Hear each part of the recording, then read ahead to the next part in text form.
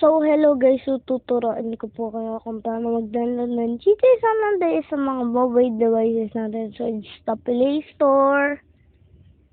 Punta po kayo dyan sa Play Store. Tapos, search nyo po ay GTA San Andreas.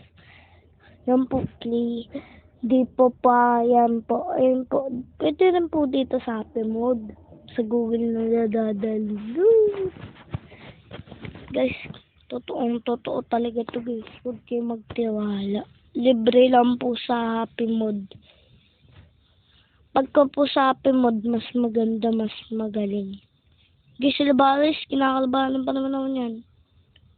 Buisit yung mga yan eh.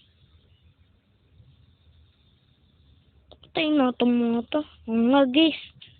Ito na yung babae oh. Marami pa yung babae dito makulit.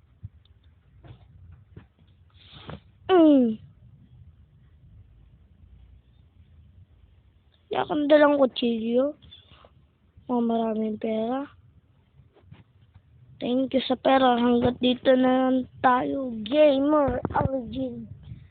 Bye-bye.